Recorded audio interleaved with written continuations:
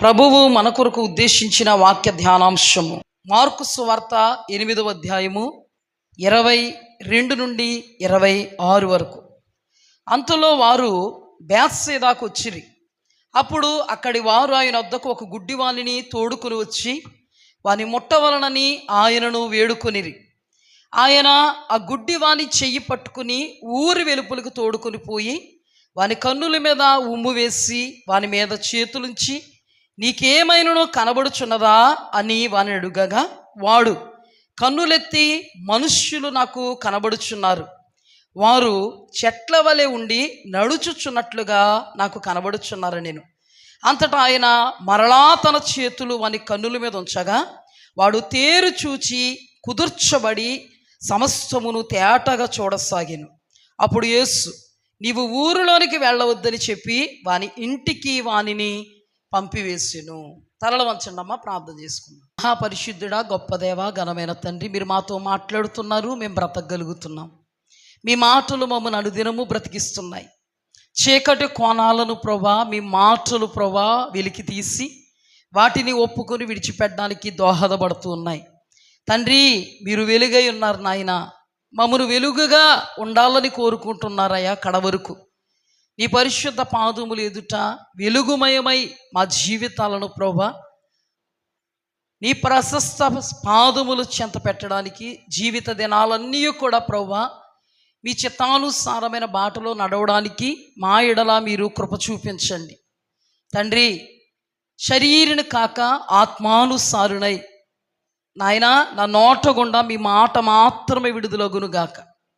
శరీర ఉద్రేకానికి కానీ, శరీర ప్రేరణకు కానీ, శరీరానికి కానీ లోబడక ఆత్మకు మాత్రమే లోబడి, ఆత్మకు మాత్రమే విధేయురాలనై, ఆత్మ నడిపించేటువంటి ఆ నడిపింపులో మాత్రమే ఉండి మీ నామానికి మహిమను, ఘనతను, ప్రభావాన్ని తెచ్చుదునుగాక.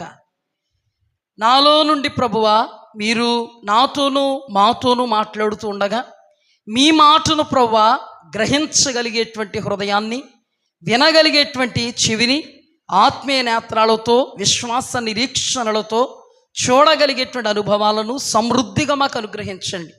పరిశుద్ధాత్మదేవ, మా ఉదరాలలో ప్రభువ ఊరడు నీటి బొగ్గగా ఉండమని ప్రార్థిస్తున్నాను. పరిశుద్ధాత్మ తండ్రి, మాలో ప్రవహించమని ప్రాధేయపడుతున్నాను. బలపరిచి భద్రపరిచి ప్రతి ఒక్కరిలో ఉన్న అలసటను తొలగించి నాయనా నీ వాక్యం అంతా ఆదురునంత వరకు ఆత్మతో గ్రహించడానికి మీ కృపను దయచేయమని యేసు నామములు అడిగి వేడుకుని పొందుకొని ఉన్నాం పరమ తండ్రి, ఆమేన్. హల్లెలూయా. చూడండి, ఇక్కడ ఈ సందర్భాన్ని మనం ధ్యానం చేసుకుంటున్నట్లయితే మనం గడిచినటువంటి బైబిల్ స్టడీస్లో గడిచినటువంటి 3 బుధవారాలుగా మనము ఈ అంశాలను ధ్యానం చేసుకుంటూ వస్తున్నాం. మొట్టమొదటగా పుట్టుగుడ్డు వాడిని దేవాది దేవుడు నేల మీద ఉమ్ము వేసి బురద చేసి ఆ బురదను తన కండ్లకు పూసి సిలోయమ అనబడేటువంటి కోనేటి వద్దకు వెళ్ళి కడుక్కోమన్నప్పుడు అతడు స్వస్థత నొందినట్లుగా మనం ధ్యానం చేశాం. అలాగే మరొక సందర్భంలో ఒక మోగవాణ్ణి, చెవిటి గలవాణ్ణి దేవాది దేవుని వద్దకు తీసుకొచ్చినప్పుడు ఆయన చేతులుంచి ఉమ్ము వేసినట్లుగా ధ్యానం చేసుకున్నాం. అలాగే ఒక గుడ్డివాడిని వారి ఊరి వాళ్ళు యేసుక్రీస్తు ప్రభు వారి దగ్గరికి వచ్చినప్పుడు ఆయన ఉమ్ము వేసి చేతులుంచినప్పుడు నీకేమి కనబడుతుంది అని అడిగినప్పుడు, నాకు మనుష్యులు చెట్ల వలె కనబడుతున్నారు అని అతడు సమాధానం ఇచ్చినప్పుడు యేసుక్రీస్తు ప్రభువారు మరల రెండవసారి ఆయన చేతులను ఆ గుడ్డివాడి కళ్ళ మీద పెట్టినప్పుడు అతడు తేటగా చూచినట్లుగా మనం ధ్యానం చేసుకుని ఈ ధ్యానాంశాలలో నుండి అనేకమైనటువంటి కోణాలను పరిశుద్ధాత్మదేవుడు మనతో మాట్లాడితే మనం వాటిని గ్రహించినటువంటి అనుభవంలో ఉన్నాం. అసలు దేవుడు ఉమ్మెందుకు వేయాలి, అసలు దేవుడు బురద ఎందుకు చెయ్యాలి అని దానికి గల కారణం ఏంటి అనేటువంటి లోతైనటువంటి సత్యాన్ని మనం ధ్యానం చేసాం. అంతేకాదు, అసలు గుడ్డి వాళ్ళు చూడాలని దేవుడు అనుకుంటున్నారో, చూస్తూ ఉన్న వాళ్ళు గుడ్డివారిగా ఉంటే వాళ్ళు గుడ్డివాళ్ళు అయిపోదురు. అదే ఆ తీర్పు నిమిత్తమే నేను ఇక్కడికి వచ్చానని. మీరు చూస్తూ గుడ్డివారైనట్లయితే మీ పాపం మీ మీద నిలిచి ఉంటుందని తెలియజేసినట్లుగా మనం అనేకమైనటువంటి విషయాలను, లోతైనటువంటి సంగతులను, మర్మాలను, గూఢభావాలను మనం ధ్యానం చేసుకున్నాం. హల్లెలూయా. ఈ ధ్యానాంశాలు మన ఆత్మలకు క్షేమాన్ని కలుగజేశాయి. చేసేయలేదా? కలుగజేశాయి. దేవునికి మహిమ కలుగునుగా. ఈరోజు ఈ సందర్భంలో నుండి అనేక విషయాలను దేవుడు మనతో మాట్లాడను ఉద్దేశించి ఉన్నారు. ఈ విషయాలను మీరు వినగలిగేటువంటి చెవి, గ్రహించగలిగేటువంటి మనస్సుతో వినగలగాలి. అప్పుడు దేవుని యొక్క అత్యున్నతమైనటువంటి సహాయం మనకి లభిస్తుంది. అప్పుడు ఆత్మ పనిచేస్తుంది. శరీరాన్ని మనం ఏం చేయగలుగుతాం? లొంగదీయగలుగుతాం. దేవునికి మహిమ కలుగునుగా. ఇప్పుడు చూడండి, దేవాది దేవుడు ఏ సందర్భములో ఏ రీతిగా స్వస్థత కలిగించినను ఆ స్వస్థతలో ఒక గూఢార్థము ఎమర్చబడి ఉంటుంది. హల్లెలూయా. అది పరిశుద్ధాత్మ దేవుడు బయలుపరిచినప్పుడు, ఆయా కోణాలను బయలుపరిచినప్పుడు, అది మనం ధ్యానం చేసుకుంటూ ఉన్నప్పుడు అది మన ఆత్మలకు క్షేమ, అభివృద్ధిని కలుగజేస్తుంది. ఇప్పుడు దేవాది దేవుడు ఆ దినాన మనం ధ్యానం చేసుకున్న లోతు, ఈ దినాన్ని ఈ సందర్భంలో నుండి మరొక లోతుని మనం ధ్యానం చేసుకుంటే, యేసుక్రీస్తు ప్రభువారు ఎవరిని స్వస్థపరిచినా నీ విశ్వాసం నిన్ను స్వస్థపరిచింది. లేదా వస్త్రపు చెంగును తాకి స్వస్థతను అనుభవించిన వాళ్ళు ఎంతోమంది ఉన్నారు. ఆయన హస్తాలు వేసి స్వస్థపరిచినప్పుడు, ఆయన వాక్కు విడుదల చేసి అనేకులను స్వస్థపరిచిన వాళ్ళు ఉన్నారు. ఇంతకు ముందు కూడా మనం గ్రుడ్డివాడిని ధ్యానం చేసుకుంటున్నప్పుడు, పుట్టు గ్రుడ్డివాడు నేల మీద ఉమ్ము వేసి బురద చేసి కండ్లకు ఆ బురదను పూసి సిలోయమ అనబడే కోనేటుకు వెళ్ళి కడుక్కోమన్నప్పుడు అర్ధమర్ధగా చూచాడండి. మరలా రెండోసారి దేవుణ్ణి ఎత్తుక్కొని మరలా సంపూర్ణంగా తేటగా చూడగలిగే పరిస్థితి అతనికి దాపురించిందా? దాపురించలేదు. చక్కగా చూడగలిగాడు. అదే సందర్భంలో నుండి చెవిటి గలవాడు, మోగ, నత్తి పెదవులు గలవాడిని మనం చూసినప్పుడు దేవాది దేవుడు చెవుల్లో వేళ్ళు పెట్టి ఉమ్ము వేసి అతన్ని ఎఫాతా, తెరవబడు అని చెప్పినప్పుడు అద్భుతంగా అతడి యొక్క చెవులు వినగలిగాయి. అతని యొక్క నాలుక సడలింపబడి స్పష్టంగా మాట్లాడగలిగాడు. మరి ఆ సందర్భాల్లో స్పష్టముగా ఒక్కసారికే చేశాడు దేవుడు. మరి తనకు చెయ్యలేడా అంటే చేయగలడు. ఆయన ఏమి చేసినా అందులో ఒక సత్యం ఉంటుంది. మనం ధ్యానం చేస్తే ఆయన మాట్లాడే మాట, ఆయన జరిగించినటువంటి సందర్భమా, క్రియ, లేదా ఆయన చెప్పినదా, ప్రతి మాటలో, ప్రతి సందర్భములో, ప్రతి కామాలో, ప్రతి ఫుల్ స్టాప్లో కూడా అంతరార్థం ఎమర్చబడి ఉంటుంది. హల్లెలూయా. ఇప్పుడు సత్యదేవుడైనటువంటి యేసుక్రీస్తు ప్రభువారు చేసిన దాన్ని మనం జాగ్రత్తగా అధ్యయనం చేస్తే ఎన్నో సత్యాలు దానిలో నుండి మనకు బయలుపరచబడతాయి. అందుకు దేవునికి మహిమ కలుగునుగా. ఇప్పుడు చూడండి, మొట్టమొదటిగా ఆ బేత్సయిదా వారు యేసుక్రీస్తు ప్రభువారి యొద్దకి గుడ్డివాడిని తీసుకొచ్చినప్పుడు యేసుక్రీస్తు ప్రభువారి గుడ్డివాడిని ఊరవతలకు తీసుకుని వెళ్ళి ఉమ్ము వేసి చేతులు అతని మీద ఉంచి నీకేమి కనబడుచున్నది అని అడిగారు. కళ్ళు ఎలా కనబడుతున్నాయి నీకని అర్థం. ఏం కనబడుతుందంటే అతను అన్నాడు, అయ్యా మనుష్యులు చెట్లులాగా నడుస్తున్నట్టుగా కనబడుతున్నారు. ఓ మాట చెప్పండి, చెట్లు నడుస్తాయా? చూసారెట్టి ఎవరైనా? నేనంటూ చూడలేదు. మరి చెట్లు నడుస్తాయండి? మీరు అలాగుంటే నాకు ఏమనిపిస్తుంది అంటే, నేను మనుషులు నడుస్తారని ప్రశ్నిస్తున్నానా ఏంటి? ఎంత విడ్డూహరంగా చూస్తున్నారు, అసలు సమాధానం చెప్పకుండా అని నేను అనుకుంటున్నాను లోపల. నేను అలా అనలేదా? ఏమన్నాను నేను? చెట్లు నడుస్తాయా? చిన్నతనం నుంచి మీరు ఇప్పటి వరకు చెట్లు నడిచినట్టు చూసారా? కానీ గుడ్డోడి కంట చెట్లు నడుస్తున్నట్టు కనబడుతున్నాయంట. మనుష్యులే చెట్లులాగా నడుస్తున్నట్టు కనబడుతున్నాయి. అసలు నిజానికి దేవుడు చెట్లను మనుషులతో పోల్చాడు. హల్లెలూయా. ఇంకో రకంగా కనబడకుండా ఇలాగెందుకు కనబడ్డాడంటే ఇందులో కూడా ఒక గూఢార్థం ఉంది. దీన్ని ఈ దినం మనం ధ్యానం చేసుకోం, వేరే దినాన ధ్యానం చేసుకుందాం. ఇప్పుడు ఈ ధ్యానాన్ని జాగ్రత్తగా వింటే, అంటే మొత్తానికి ఇతనికి సంపూర్ణంగా దృష్టి కలగలేదు, అర్ధమర్ధ కలిగింది ఫస్ట్, అందుకే స్పష్టంగా చూడలేకపోయాడు. ఇప్పుడు మనం స్పష్టంగా చూడగలుగుతున్నాం, నన్ను మీరు స్పష్టంగా చూడగలుగుతున్నారు. మీ కళ్ళల్లో ఏదైనా తేడా కనబడింది అనుకో, రేస్ చీకట్లు అనుకో, ఒక్కో టైంలో నేను కనబడను. లేకపోతే మీకు సైట్ వచ్చిందనుకో, ఇలా పెట్టుకు చూడాలి, కళ్ళద్దాలు ఇట్టుకుంటే కానీ నేను కనబడను. ఒకవేళ మీకు కళ్ళులో కొంచెం తేడాగా ఉన్నాయనుకో, కళ్ళద్దాలు తీసాననుకో, నేను ఒక్క మనిషిని ముగ్గురు మనుషుల్లాగా లేకపోతే నలుగురు మనుషుల్లాగా కనబడతాను. అంటే ఏంటి దాని అర్థం? కళ్ళు తేటగా చూడలేవు. తేటగా చూడాలంటే కళ్ళల్లో ఏముండకూడదు? దోషం ఉండకూడదు. కంటిలో ఏముండకూడదు? దోషం ఉండకూడదు. ఇప్పుడు యేసుక్రీస్తు ప్రభువారు మొట్టమొదటగా అతని మీద చేతులు ఉంచినప్పుడు, ఉమ్ము వేసినప్పుడు స్పష్టముగా చూడలేకపోయాడు. స్పష్టముగా చూడలేకపోయినప్పుడు అతనిని దేవుడు విడిచిపెట్టేశాడా? నా బాబు, కొంచెం కాస్త కొంచెమన్నా చూస్తున్నావు కదా నాయన, అర్ధమర్ధంగా చూస్తున్నావు కదా, మొత్తానికి ఆ కండిషన్లో నుంచి ఈ కండిషన్లోకి వచ్చాను ఆయన, పర్వాలేదు వెళ్ళిపో ఇంటికి అన్నాడా? అనలే. ఏమన్నాడంటే, మరలా చేతులు ఎక్కడుంచాడు? ముందేమో అతని మీద చేతులు ఉంచాడు, ఉమ్మి పూసాడు, కళ్ళ మీదే పూసాడు. రెండవసారి కంటి మీద చేతులు ఉంచాడు. ఎప్పుడైతే కంటి మీద చేతులు ఉంచాడో అక్కడ రాయబడింది, తేటగా చూడగలిగాడు. హల్లెలూయా, దేవునికి మహిమ కలుగును.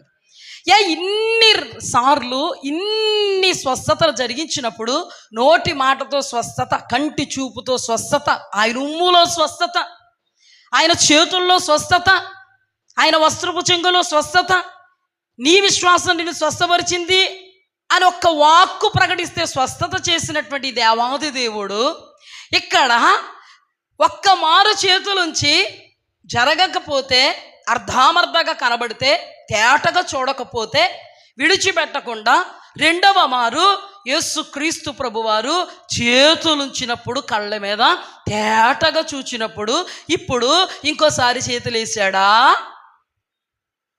తేటగా చూశాను అన్నప్పుడు ఏమన్నాడో తెలుసా? నువ్వు ఊరిలోనికి వెళ్ళకో, నువ్వు ఇంటికి, నీ ఇంటికి వెళ్ళిపో. ఇందులో చాలా కోణాలు ఉంటాయి. ఇంతకుముందు కొన్ని కోణాలు మనం ధ్యానం చేసాం. ఈరోజు మరొక కోణాన్ని మనం ధ్యానం చేద్దాం. హల్లెలూయా. ఇది జాగ్రత్తగా గుర్తుపెట్టుకోండి. మీరు ఎంతవరకు చెప్పింది మీరు జాగ్రత్తగా గుర్తుపెట్టుకోండి. ఇక్కడ కొంత మీకు అర్థమయ్యేలా చెప్పాలంటే, దేవుడు ఒక కార్యం చేసినప్పుడు అర్ధమర్ధంగా చేయలేదు, కానీ సంపూర్ణంగా చేశాడు.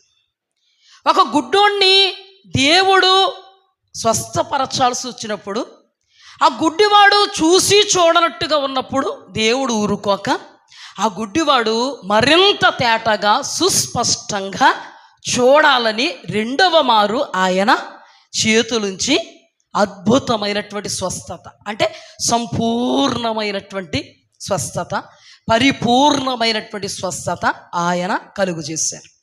అంటే ఇప్పుడు దేవుని యొక్క ఉద్దేశం ఏంటంటే, ఆత్మ సంబంధమైనటువంటి గుడ్డివాడిని దేవుడు వెలిగిస్తాడు.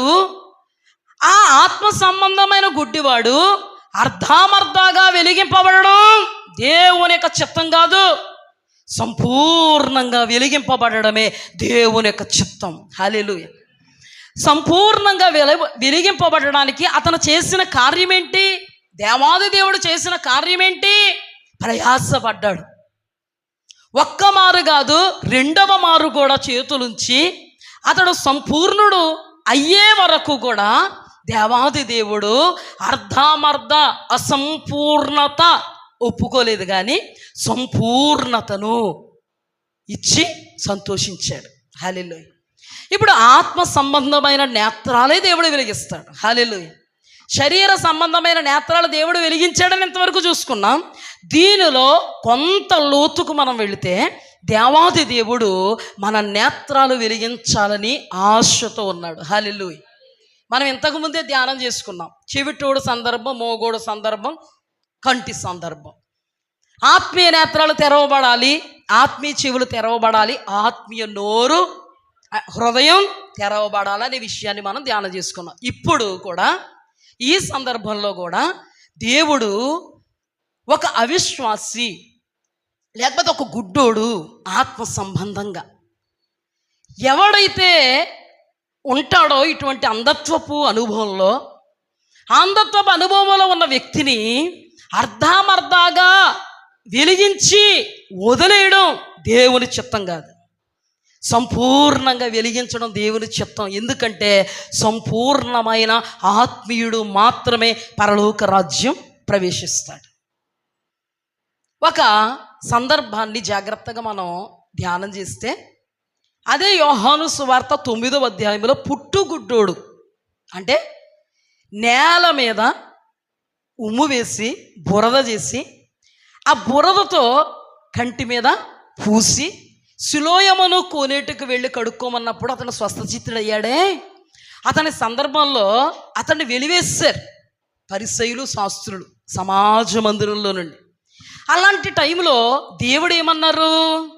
అతడు వెలివేయబడడం దేవుడు కనుగొని, లాస్ట్ వీక్ బుధవారం బైబిల్ స్టడీలో మనం ధ్యానం చేసాం. అతనిని కనుగొని అతడు దేవుడు కొరకు వెలివేయబడ్డాడు కాబట్టి, దేవుడు కొరకు హింసింపబడుతున్నాడు కాబట్టి, యాతన పడుతున్నాడు కాబట్టి, కష్టపడుతున్నాడు కాబట్టి, శ్రమ పడుతున్నాడు కాబట్టి, సర్వ సృష్టికర్త స్వస్థతనిచ్చిన ఆ యేసు క్రీస్తు ప్రభువారే అతనును వెతుక్కుంటూ అతను కనుగొని అతని దగ్గరకు వచ్చి అతను పరామర్శిస్తూ, నీవు గుడ్డివాడవై ఉన్నావు, ఇప్పుడు నీకు చూపు వచ్చింది, నీవు ధన్యుడువు. చాలామంది చూస్తున్నామనుకునే అంధులుగా గుడ్డివాళ్ళుగా ఉన్నారు. వాళ్ళు గుడ్డివాళ్ళగా ఉంటే వాళ్ళకి ఏ పాపం ఉండకపోదును, వాళ్ళు చూస్తున్నానని చెప్పుకుంటూ అందులైపోయారు కాబట్టి వాళ్ళ మీద పాపము నిలిచి ఉన్నది అని గడిచిన బుధవారం మనం ధ్యానం చేసుకున్నాం. ఇప్పుడు కూడా సందర్భంలోకి వెళ్తే దేవుడు చెప్పింది ఏంటి? అంధులైన వాడు అద్భుతమైన సంపూర్ణతను సాధించగలిగాడు. నిజంగా అందులో కాని వాళ్ళు, మేము చూస్తున్నామని చెప్పుకున్న వాళ్ళు పాపాత్ములుగా మిగిలిపోయారు. ఇది జాగ్రత్తగా గుర్తుపెట్టుకోండి, చివరికి మీకు అర్థమవుతుంది. ఈ సందర్భాలు జాగ్రత్తగా గుర్తుపెట్టుకోండి. ఇప్పుడు ఒక బెస్ట్ ఎగ్జాంపుల్ని మనం ధ్యానం చేసుకుందాం. మన అపోస్తుల కార్యములు 9వ అధ్యాయంలోకి వెళ్ళినప్పుడు మనకి సౌలు అనబడేటువంటి ఒక దోషకుడు, హింసకుడు, హానికరుడు కనబడతాడు. ఈ దోషకుడు, హింసకుడు, హానికరుడు ఎవరంటే గుడ్డోడికి సాదృశ్యంగా ఉన్నాడు. అతను ఎవరంటే ఆత్మీయ నేత్రాలు తెరవబడని ఒక అంధుడు. అతను నేత్రాలు ఎలా ఉన్నాయంటే పొరలతో ఉన్నాయి. దాన్ని ఏమనొచ్చు మనం? మూయబడిన నేత్రములు. ఇప్పుడు ఇతను యేసయ్య దగ్గర తీసుకొచ్చిన వాళ్ళు ఎవరో? గుడ్డోళ్ళు. గుడ్డోళ్ళకి దేవుడు సంపూర్ణ స్వస్థత, విడుదల ఇచ్చారు లేదా? ఇచ్చారా? ఇప్పుడు ఈ గుడ్డోడికి, ఏ గుడ్డోడికి? ఈ అంధుడికి, ఈ సౌలు అనబడేటువంటి దోషకుడు, హింసకుడు, హానికరుడికి, యేసు క్రీస్తును ఒప్పుకొనని వాడికి, సంఘాన్ని హింసిస్తున్న వాడికి, అపహసిస్తున్న వాడికి దేవుడు సంపూర్ణమైనటువంటి విడుదల ఇవ్వాలని ఉద్దేశ్యము కలిగి ఉన్నాడు. హల్లెలూయా. ఆయన అనుకున్నారు కాబట్టి సంపూర్ణమైన విడుదల ఇస్తారో ఆయన ఉద్దేశించారు కాబట్టి. ఈ సౌలు అనబడినటువంటి వ్యక్తి దమస్కు మార్గమున రోషంగా వెళ్ళిపోతున్నాడు.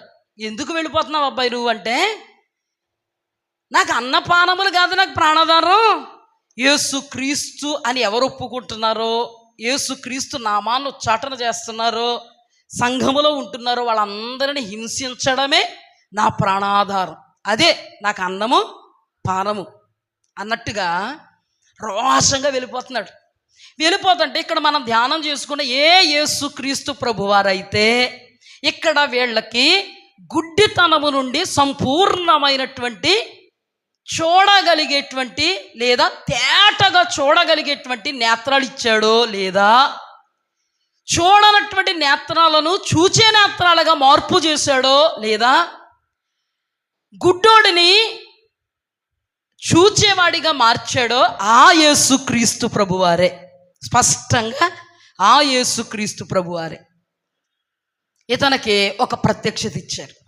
ఏంటంటే ఆకాశములో నుండి మిట్ట మధ్యాహ్నము వేళ గొప్ప వెలుగు ప్రకాశించింది. అపోస్తలుల కార్యములు 22వ అధ్యాయంలో ఇంకా కొంత వివరణ ఉంటుంది. అక్కడ ప్రకాశించినప్పుడు ఎవ్వరు పడిపోలేదు, కానీ ఆ మహాఘనత వహించిన తేజోమయుని యొక్క ప్రత్యక్షతకు సౌలు దబేలు పడిపోయాడు కింద. ఎవరు పాడేయలేదు. దేవుని యొక్క శక్తి, దేవుని యొక్క ప్రభావం, దేవుని యొక్క తేజో మహిమ యొక్క తీవ్రత తట్టుకోలేక ఎవరిని దర్శించాలనుకున్నాడో ఆయనే పడ్డాడు, దబేలు పడ్డాడు. ఇంకెవరు పడలేదు. పడినప్పుడు ఈయన అంటాడు, అక్కడ రాయబడిన మాట, నా ప్రభువా నీవెవడవు, నీవు హింసించుచున్న యేసునా. అప్పుడు అంటాడు, అయ్యా నేనేం చేయాలో నాతో చెప్పు. హల్లెలూయా. అప్పుడు వెంటనే ఎక్కడికి వెళ్ళాలో చెప్పాడు. ఒక స్థలానికి వెళ్ళి ఈ సౌలు ప్రార్థన చేసుకుంటూ ఉన్నప్పుడు అననీయ అనబడేటువంటి ఒక సేవకుణ్ణి దేవుడు మాట్లాడి, ఫలానా స్థలంలో సౌలు ఉన్నాడు, అతని దగ్గరికి వెళ్ళి నీ చేతులుంచు అని మాట్లాడారు. హల్లెలూయా. ఎప్పుడైతే దేవుని ఏర్పాటులో ఉన్నటువంటి అననీయ సౌలు మీద చేతులుంచాడో పొరలు రాలిపోవడం జరిగింది. హల్లెలూయా.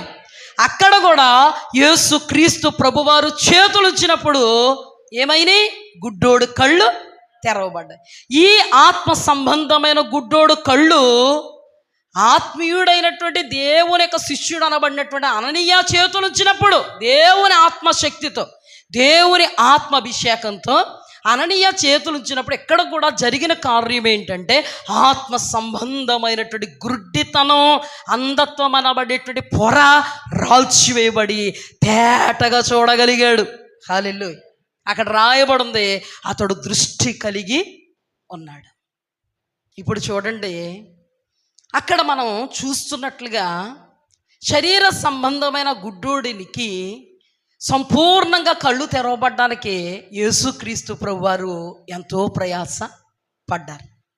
ఇక్కడ కూడా సౌలు అనబడే ఆత్మ సంబంధమైన గుడ్డివాడి యొక్క కళ్ళు తెరవబడ్డానికి దేవుని ఆత్మచేత నింపబడిన ఆయన శిష్యుడు అనబడేటువంటి అననీయ చాలా ప్రయాసపడ్డాడు. ఎంత ప్రయాసో తెలుసా? సింహం నోట్లో తలెట్టు అన్నట్టు అనమాట అర్థం. అక్కడ అననీయకు తెలుసు. ఏం తెలుసంటే స్టెఫను చావుకు కారణం అనబడినవాడు, బహురోషం కలిగిన వాడు, మా మీద కంకణబద్ధుడై ఉన్నవాడు, అన్నపానములు పుచ్చుకోకుండా మమ్మల్ని తండ్రి తరమడమే, హింసించడమే అన్నపానములుగా భావించి సంతకం చేయించుకొని చాలా ఫాస్ట్గా మా దగ్గరికి వస్తున్నాడని ఉత్తరం వచ్చింది. ప్రభువా నువ్వేమో ఆ వ్యక్తి దగ్గరికి వెళ్ళమంటావా? ఏమండో మాట చెప్పనా, మన పక్కింటి వాళ్ళకి ఎవరికో కరోనా వస్తే గుమ్మం బయటికి కాలు పెట్టామండి. మన గుమ్మం బయటకు కూడా కాలు పెట్టలేదు. ఎందుకు? సోకేద్ది, చచ్చిపోతామేమో అని భయం, మరణం అంటే అంత భయం. అలాంటిది దేవుడు అంటున్నారు, నువ్వు వెళ్ళు సౌలు దగ్గరికి. ప్రభువా ఎంత కష్టం, గుండె ఒక్కసారిగా డబేలు జారిపోయి ఉంటుంది. పాపం ప్రాధేయపడ్డాడు. వెళ్ళడలేదైనా ఫుల్ ఇన్ఫర్మేషన్ ఇచ్చేటండి. మమ్మల్ని కూడా పరీక్షిస్తాడండి బాబు దేవుడు. ఫుల్ ఇన్ఫర్మేషన్ ఇచ్చేసి చక్కగా వెళ్ళిపోతే చక్కగా వెళ్ళిపోతాం. అక్కడికి వెళ్ళిన తర్వాత ఎంత కష్టం, పులి నోట్లో తాళబెట్టడం. హతసాక్షుల జాబితాకే వెళ్ళిపోవడానికే దేవుడు ఇలా ఉద్దేశించాడేమో తెలదని నిబ్బరం కలిగి నడుం బిగించుకుని వెళ్ళడం. అర్థమైందా? చూడండి, యేసుక్రీస్తు ప్రభువారి యొక్క లక్ష్యాన్ని, విధిని గైకొని ఆయన ఆత్మతో నింపబడిన వాళ్ళు ఆయన మాట నెరవేర్చడం కొరకు నడుం బిగించుకొని కంకణబద్ధులై మరణాన్ని ఎదురొడ్డి నిలబడుతున్నారు. ఆయన దినాన చేశారు, ఈ దినాన ఆయన ప్రతినిధులు చేస్తున్నారు. హల్లెలూయా. ఏం జరిగింది ఎగ్జాక్ట్గా అంటే సంపూర్ణమైన విడుదల వచ్చింది. ఆత్మ సంబంధమైనటువంటి అంధత్వపు దశ నుండి ఆత్మ సంబంధమైనటువంటి వెలిగింపబడేటువంటి అనుభవంలోనికి అతడు రాగలిగాడు. దేవుని వాక్యంలో మత్తయి సువార్తలో కానీ లోకా సువార్తలో కానీ దేవుడు అన్నాడు, మీ దేహమునకు దీపము కన్నే, మీ కన్నే గనక చెడినదైతే మీ దేహం అంతా చెడిపోద్ది. అంటే ఆత్మ సంబంధమైనటువంటి మన నేత్రం ఎప్పుడైతే తేటగా చూసేదిగా ఉంటుందో మన దేహం అంతా తేటగా ఉంటుంది. దేహం అంతా తేటగా ఉంటుందని ఎందుకన్నాడు? కొరింథీయులకు రాసిన పత్రికలు, మీ దేహమే దేవునికి దేవాలయము, ఎవడైనను ఈ దేహం అనే ఆలయాన్ని పాడు చేశాడో నేను వానిని పాడు చేస్తా. అంటే ఎక్కడికి పోతాడో? కన్ను వెలిగింపబడకపోతే ఎక్కడికి పోతాడు? వాడు నరకానికి వెళ్ళిపోతాడు. ప్లస్ ఆత్మ సంబంధమైనటువంటి అనుభవాల్లో లేకపోతే ఇష్టానుసారంగా ప్రాణాత్మ దేహాలతో వాక్యము చెయ్యొద్దు అన్నవి హద్దులు లేకుండా, ఏమాత్రము మనకి పరిధి లేకుండా పరిధి తప్పి మతి తప్పి ప్రవర్తిస్తాం. అందుకని మనము వెలిగింపబడినటువంటి అనుభవంలో ఉంటే మాత్రమే శరీరం అనబడేటువంటి ప్రథమ శత్రువును, దానిని మాత్రమే ముందు వాడుకునేటువంటి సైతానిగాన్ని మనము జయించడానికి కారణమవుతుంది. అందుకే యేసుక్రీస్తు ప్రభువారు అన్నారు, నీ కన్ను చెడినదైతే నీ దేహమంతా చెడినదైడు. నీలో ఉన్న వెలుగు చీకటి అయితే ఆ చీకటి ఎంతో గొప్పది, నిన్ను నాశనానికి లాగేసి అంత గొప్పది అన్నాడా లేదా? మరలా ఏమన్నాడు? తీర్పు తీర్చుకుడి, మీకు తీర్పు తీర్చబడదు, మీ కంటిలో ఉన్న దూలాన్ని ఎంచక. అంటే ఈ కన్ను చెడినదైతే మనకి కంట్లో ఏముంటుంది? దూలం. చెడిన అనుభవంలో మనం ఉంటాం, ఆత్మ సంబంధంగా పతనావస్థలో మనం ఉంటాం, దేవుని వాక్యానికి విరోధంగా మనం ఉంటాం, దేవుని స్వభావం అనబడేటువంటి లక్షణాల్లో మనం ఉండం.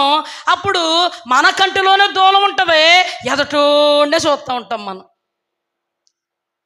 మన కంటిలో దూలం ఉంటుంది, ఎదటోండి చూస్తూ ఉంటాం. అప్పుడు దేవుడు అన్నాడు, తీర్పు తీర్చొద్దు, నీ కన్నే కనుక వెలిగింపబడింది అయితే నీ కంటిలో దూలం ఉండదు. నీ కంటిలో ఉన్న నలుసు ఒకవేళ తప్పిపోతే తేటగా నీకు కనబడద్దు. అప్పుడు నువ్వు వాక్యానుసారంగా చెప్పితే వాడు వింటాడు, బాగుపడతాడు. లేకపోతే నువ్వేంట్రా చెప్పిది దూలం పెట్టుకుని కంటిలో అంటాడు. మారతాడా? నీ సాక్ష్యం, నీ ప్రయాస, నీ బాధ, నీ ప్రార్థన, నీ ఆరాధన, లేకపోతే నీ ఆలాపన అంతా వాళ్ళు ఎదురుకోండి ఏమైపోద్ది? గుర్తుపెట్టుకోండి, ఇవన్నీ మీకు అవసరం. ఏమైపోద్ది? వ్యర్థమైపోద్ది. అందుకే అసలు దేవుడు ఏ తీర్పు నిమిత్తం వచ్చానన్నాడు? గుడ్డి వాళ్ళు చూడాలి, చూస్తూనే గుడ్డి వాళ్ళుగా ఉన్నవాళ్ళు ఇక చూడకూడదు అని తీర్పు నిమిత్తం ఇక్కడికి వచ్చాడు. కానీ ఈ మనుషుడు ఏం చేస్తున్నాడు? తీర్పే తీర్చేస్తున్నాడు. జాగ్రత్తగా అర్థం చేసుకోండి, కాసేపుడికి అర్థం అవుతుంది. మనుషులు తీర్పు తీర్చకూడదు, దేవుడు తీర్పు తీరుస్తాడు. కానీ ఈ రోజున మనుషులు తీర్పు తీరుస్తున్నారంటే అర్థం ఏంటంటే కన్ను చెడినదిగా ఉంది.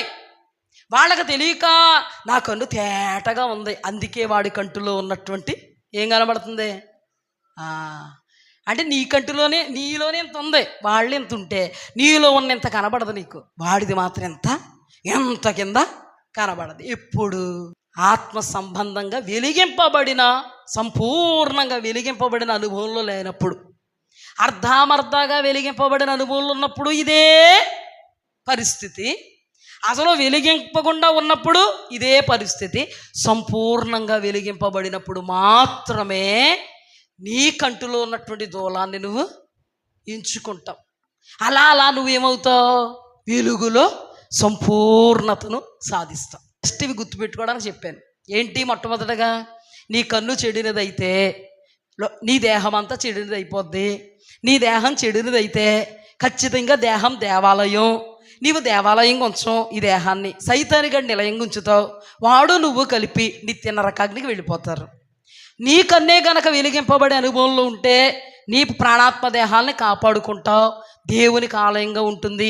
ఎవరిని నువ్వు తీర్పు తీర్చవు, ఎదటోడిని నువ్వు చూడవు, నిన్నే నువ్వు చూసుకుంటావు. అర్థమైంది కదా?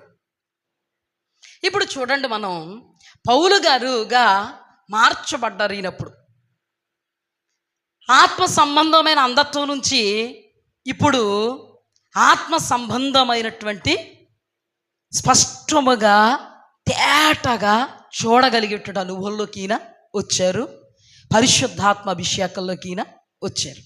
ఒక మాట చెప్తాను, జాగ్రత్త గుర్తుపెట్టుకోండి. యేసు ప్రభు గారితో పరిచయం ఉందండి ఈయనకి? లేదు. శిష్యులు యేసు ప్రభుతో తిరిగారు కానీ పౌలు గారు యేసు ప్రభుతో తిరిగారా? యేసు ప్రభు బోధలో పౌలు గారు విన్నారా?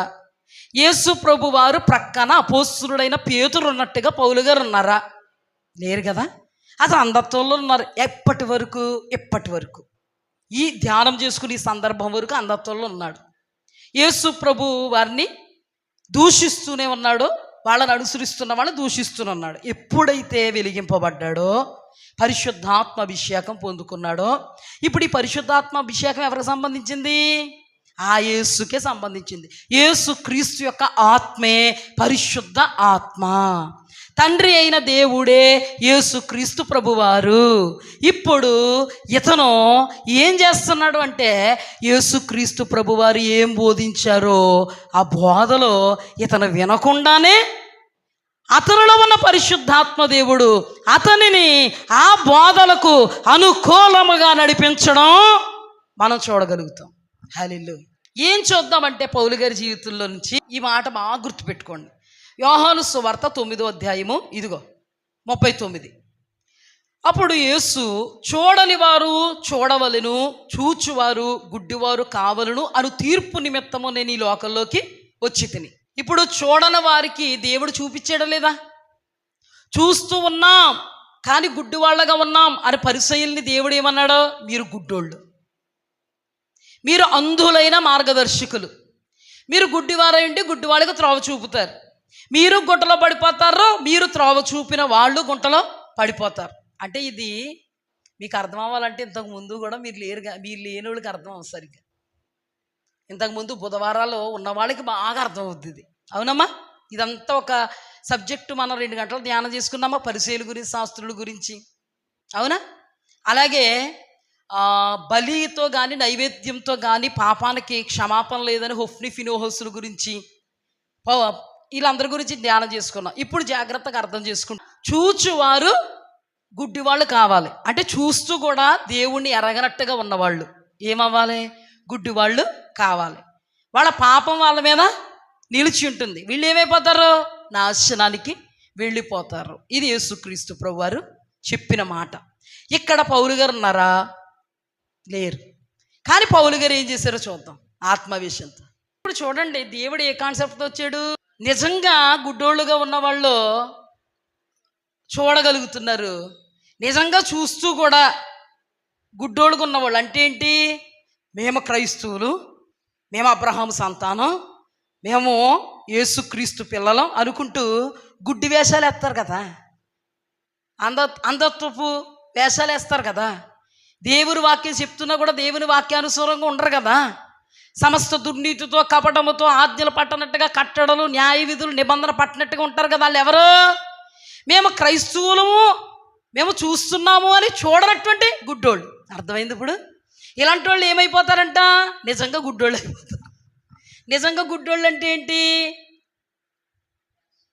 ఏమైపోతారు? ఇంకా పాపం వాళ్ళ మీద నిలిచి ఉంటుంది, భ్రష్టులు అయిపోతారు. ఇది ఎవరికి తెలియదు? పౌలు గారికి తెలియదు. కానీ పౌలు గారు ఏం చేశారో చూద్దాం ఆత్మవేశంతో. ఏం చేశారంటే పౌలయ్య గారు చాలా అద్భుతంగా వాడబడుతున్నారు. పరిశుద్ధాత్మ శక్తితో వాడబడుతున్నారు, చాలా అతీతంగా వాడబడుతున్నారు. నిఖాస్సుగా బ్రతుకుతున్నారు దేవుడు కొరకు యథార్థంగా. అద్భుతం ఏంటంటే దేవుడు ఆయన నేత్రాలు ఎప్పుడైతే తెరిచాడో ఆయన నేత్రాలు చచ్చే వరకు కూడా మూయబడినాయి. అంత అద్భుతంగా తేటగా చూచేటువంటి ఆత్మ సంబంధమైన నేత్రాలతో వెలిగింపబడే అనుభవాలతో ఆయన ఉంటూ ఉన్నప్పుడు ఒకరోజు ఈ పౌలు గారు బర్నబాల్ని సేవ నిమిత్తం పరిశుద్ధాత్మ దేవుడు కొన్ని ప్రాంతాలకు వెళ్ళమని ప్రవచన రీతిగా అపోస్తులలో నుంచి మాట్లాడితే, అపోస్తుల చేతులుంచి ఈ పౌలుని బర్నబాని కూడా సేవ కొరకు పంపితే, పరిశుద్ధాత్మ దేవుని యొక్క మాట యొక్క నెరవేర్పు మేరకు వీళ్ళు సేవకి వెళ్ళారు. అంటే మేము ఎలాగైతే ఎరడోని క్యాంపుకి వచ్చేయాలి సేవకని ప్రభు మాట్లాడారో అలాగే వీళ్ళని కూడా ఒక స్థలాల్లోనికి వెళ్ళి సేవ చేయమంటే వాళ్ళు వెళ్ళిపోయారు.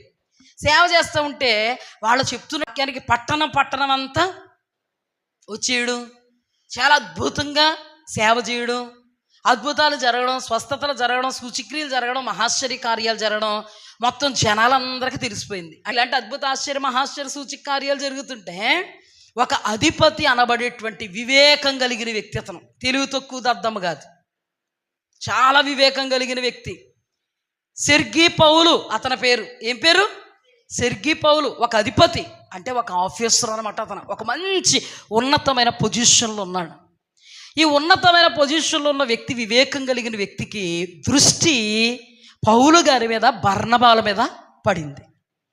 ఆయన అనుకున్నాడు, నేను పౌలు బర్నబాలను పిలిపించుకుని వాక్యం చెప్పించుకోవాలి అని ఒక ఆలోచన అతని మదిలో కలిగింది. ఈ ఆలోచన కలిగినప్పుడు అతని దగ్గర ఉన్న వాళ్ళని పంపించి వాళ్ళని పిలిపించుకున్నాడు.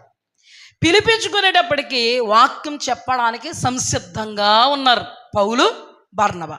ఈ వాక్యం చెప్పడానికి సంసిద్ధంగా ఉండేటప్పటికీ అక్కడ ఒక యూదుడు ఉన్నాడు.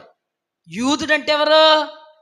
అబ్రహాం సంతానం, మోషే యొక్క ధర్మశాస్త్రం, విధి, అలాగే ఆజ్ఞలు, కట్టడలు అన్నీ కూడా ఇవ్వబడినటువంటి ఒక యూదుడు, పరిధిలో ఉండాల్సినటువంటి ఒక యూదుడు, దేవుని నియమానికి కట్టుబడి జీవించాల్సినటువంటి ఒక యూదుడు, కళ్ళు తెరవబడిన అనుభవం ఉండాల్సినటువంటి ఒక యూదుడు అక్కడ ఉన్నాడు.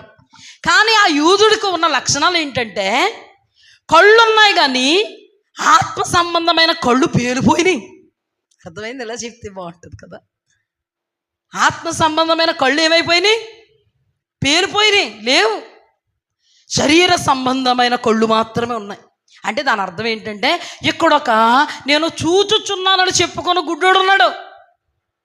నేను చూస్తున్నాను, నా కళ్ళు బాగా కనబడుతున్నాయి అని చెప్పుకున్న ఒక గుడ్డోడు, ఒక అంధుడు ఇక్కడ ఉన్నాడు. ఎందుకు అంధుడు అంటున్నాను నేనంటే, అతడు యూదుడు, దేవుడు ఎలా నడవమన్నాడో అలా నడవాలి. అలాంటిది అతడు యూదుడే కానీ దేవుడు ఎలా నడవమన్నాడో అలా నడిచేవాడు కాదు. అతను ఎవరంటే మంత్రజ్ఞుడు. ఎవరో? దేవుని బిడ్డలకి మంత్రాలతో సంబంధం ఎలా? కొరింథీయులకు రాసిన పత్రికలో చీకటితో నీకు సంబంధం ఏంటి అన్నాడా? ఈ మంత్రాలు, తంత్రాలు, గారడీలు వీటితో సంబంధం ఏంటి? అసలు మీకు ఒక సబ్జెక్ట్ చెప్తాను, నేను అనుదిన సహవాసంలో చెప్తాను. అసలు దేవుని వాక్యంలో ద్వితీయోపదేశ కాండం చూసినా, యెషయా గ్రంథం చూసినా, లేవీ కాండం చూసినా దేవుడు ఏమంటారంటే, మాంత్రికులు, శకునగాండ్రు, గారడి విద్య కలిగిన వాళ్ళు, ఇంకా సర్పశకును చూసిన వాళ్ళు, కర్ణపిశాచం, ఇలాంటివన్నీ కూడా నాకు అసహ్యం. మీ మధ్యలో అలాంటివి కనబడకూడదు, అలాంటివి చేసే వాళ్ళ దగ్గరికి మీరు వెళ్ళకూడదు, అలాంటివి మీరు అభ్యసించకూడదు. అలాంటివి మీరు చేశారంటే నేను రోషం కలిగిన దేవుణ్ణి, మిమ్మల్ని లేకుండా చేస్తా, మిమ్మల్ని నా లెక్కల్లో నుంచి ఏం చేస్తాను, కొట్టేస్తా అన్నాడు. అందుకేనండి మనమండి శిలకమ్మ జోష్యం చెప్తుంది అని శిలకమ్మ దగ్గరికి వెళ్ళకూడదు. పాము మంత్రం వేస్తాడు, తేలు మంత్రం వేస్తాడు అని పాములు, తేలు మంత్రాల దగ్గరికి వెళ్ళకూడదు. మంత్రం అది. ఎవడి మీద కోపం వచ్చి లేపేద్దామని చేతబడి దగ్గరికి వెళ్ళకూడదు. క్రైస్తవులు అలా ఉన్నారంటే దేవుడు లెక్కల్లో నుంచి కొట్టేస్తాడు వాళ్ళని. చివరికి వాళ్ళు అంత నరకం. వీటిని బోధించినటువంటి పాస్టర్లు ఉన్నారంటే వాళ్ళని కూడా దేవుడు ఏం చేస్తాడు, బయటికి గెంటేస్తాడు. ఏం జరుగుతుంది అప్పుడు? నరకానికి వెళ్ళిపోతాడు. ఇప్పుడు దేవునిలో మనం ఉండాలంటే మనకు ఒక పరిధి ఉంది. అలాగే యూదుడైనటువంటి బర్యేసు అనబడేటువంటి వాడికి ఒక పరిధి ఉంది. కానీ వాడు పరిధి తప్పి, మతి తప్పి యూదుడే కానీ ఎవరో గారిడివాడు, మాంత్రికుడు. గారిడి అనేది ఒక విద్య. గారిడి విద్య కానీ, శకున విద్య కానీ, సర్పశకునం కానీ, కర్ణపిశాచం కానీ, లేకపోతే ఈ మంత్రాలు, తంత్రాలు, యంత్రాలు ఇవన్నీ దేవుని వాక్యమునకు విరోధమైనవి. కానీ ఈ బర్యేసు అనబడేటువంటి ఒక యూదుడు పరిధిలో ఉన్నాడా? పరిధి తప్పి, మతి తప్పి, గారిడి విద్యను అభ్యసించి గారిడీలు చేస్తూ ఒక అబద్ధ ప్రవక్త అనేటువంటి ముద్ర దేవుడి చేత వేయబడినవాడు సెర్గీ పౌలు అనబడే వివేకం కలిగిన అధిపతి దగ్గర ఉన్నాడు. ఇక్కడికి ఎవరు వచ్చారు? పౌలు, బర్నబా. వీరు వచ్చి వాక్యం చెప్తున్నారు. పరిశుద్ధాత్మ ఆవేశంతో ఉన్నారేమో, దేవుని చేత అభిషేకింపబడిన వారేమో, నిజమైనటువంటి దేవుని సేవకులేమో ఒక్కొక్క మాట ఈ సెర్గి పౌలు అనబడే వివేకం కలిగిన అధిపతి హృదయంలోనికి వెళ్ళిపోయి హృదయం ఏమవుతుంది? కదిలింపబడుతుంది. కదిలింపబడతా ఉన్నాడు. పక్కన ఎవడున్నాడు? సైతానిగాడు ఉన్నాడు. పక్కన ఎవరున్నారు? మీకు తెలుసా? సైతానిగాడితో ఉన్నవాడు కుదురుండరు. ఇక్కడ మంచిగా ఆరాధన జరుగుతున్నా ఎలా ఉండరు? ఉండనేవాడు బుద్ధులు బయటెట్టేసుకోవాలి. ఇప్పుడు పక్కన ఎవరున్నారు? ఒక అబద్ధ ప్రవక్త, ఒక సైతాను యొక్క కుమారుడు, ఒక దుష్ట సంబంధి, దుష్టత్వములో దుర్నీతిలో బంధకాల్లో ఉన్నటువంటి వాడు, అబద్ధ ప్రవక్త అనబడి దేవుడి చేత ముద్రింపబడిన వాడు అక్కడ ఉన్నాడు. కుదురుంటాడా? కుదురుగా వాళ్ళు చెప్పింది వినగలుగుతాడా? ఇతను చూస్తున్నాడు, వాళ్ళు చూస్తున్నాడు, ఇతను చూస్తున్నాడు, వాళ్ళు చూస్తున్నాడు. ఎక్కిపోతుందండి. ఊరుకుంటాడా? నోరిప్పకుండా ఉంటాడా? ఇతను ఏమైనా ఆత్మీయుడేటి? శరీరాన్ని లోపరుచుకుని ఆత్మచేత నడిపింపబడ్డానికి అతనిలోనే సైతానిగాడు ఉన్నాడు. ఇప్పుడు పౌలును ఎదిరిస్తున్నాడు. ఏయ్, మేము యూదులం కదా, మాకు తెల్దా వాక్యం, నువ్వు చెప్పింది తప్పు. ఈ అధిపతిని ఎందుకు నువ్వు ఏం చేస్తున్నావు? ఎందుకు ఈ అధిపతి ఇలా మాట్లాడుతున్నారు? నువ్వు చెప్పేదంతా శుద్ధ తప్పు. నేను యూదుణ్ణి, మా తండ్రి అబ్రహాం మాకు మోసే గారు ఏమి ఇచ్చారు? అందులో ఉండమంతే, మేము చెప్పుతామంతే మేము అనేటప్పటికి వచ్చిందండి పౌలుకి కోపం. పౌలు గారిలో ఎవరు ఉన్నారు? పరిశుద్ధాత్ముడు ఉన్నారు. ఎవరు ద్వారా అక్కడ సేవ చేస్తున్నారు? ఎవరికి వచ్చింది కోపం? ఏమన్నాడో తెలుసా? చదువుదాం. అపోస్తుల కార్యములు 13వ అధ్యాయము 6 నుండి 11 వరకు. వారు ఆ ద్వీపం అంతటా సంచరించి పాపు అను ఊరికి వచ్చినప్పుడు గారిడివాడును అబద్ధ ప్రవక్తయునైన బర్యేసు అను ఒక యూదుని చూచిరి. ఇతడు వివేకము గలవాడైన సెర్గి పౌలు అని అధిపతి వద్ద ఉండెను. అతడు బర్నబాను సౌలును పిలిపించి దేవుని వాక్యము వినగోరెను. అతడు ఎలుమా ఆ అధిపతిని, ఎలుమ అంటే గారిడివాడని అర్థం అనమాట. అయితే ఆ ఎలుమ ఆ అధిపతిని విశ్వాసము నుండి తొలగింపవలనని యత్నము చేసి వారిని ఎదిరించింది. ఎలుమాను పేరుకు గారిడివాడని అర్థం. అందుకు పౌలు అనబడిన సౌలు పరిశుద్ధాత్మతో నిండినవాడై అతని తేరి చూచి, ఏం చూచి? ఇప్పటి నుంచి తేరి చూడటం ప్రారంభించాడు సౌలు పౌలుగా మారినప్పటి నుంచి. అననీయ అనబడినటువంటి వ్యక్తి చేతులుంచినప్పుడు పొరలు రాలిపోయినప్పుడు అతనికి తేరు చూడగలిగేటువంటి ఆత్మ సంబంధమైన దృష్టి వచ్చింది. ఇక్కడ కూడా ఆ తేరు చూసేటువంటి అనుభవంలో ఉన్నాడు, కోల్పోలేదు. తేరు చూసి మాట్లాడుతున్నాడు.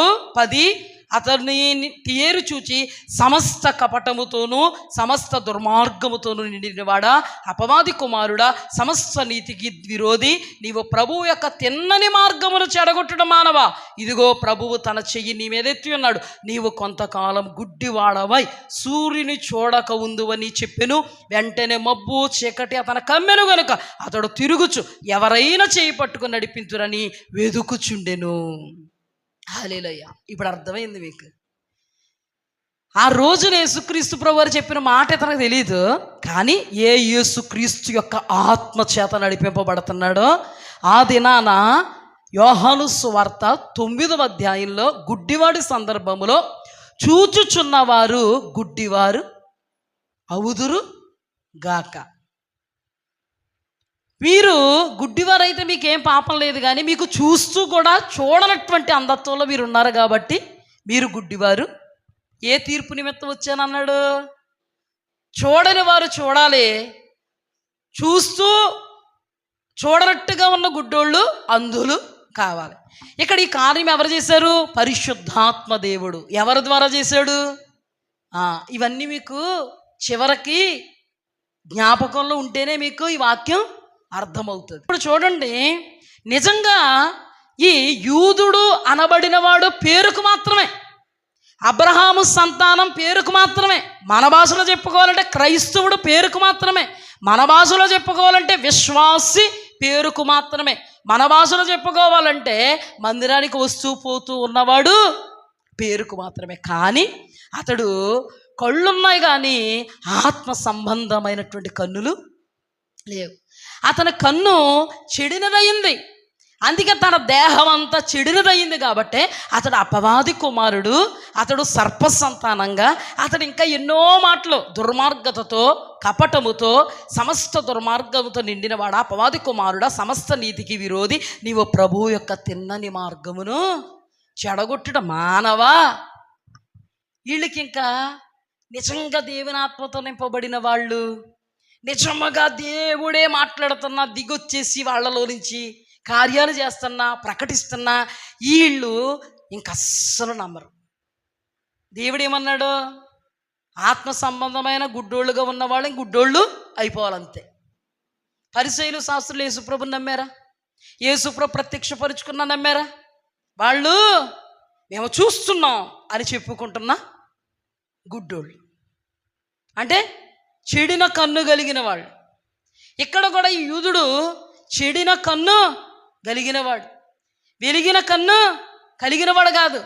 మరి అతను ఎదుట పౌలు బర్నబాలు ప్రత్యక్షపరచట్లేదా దేవుణ్ణి?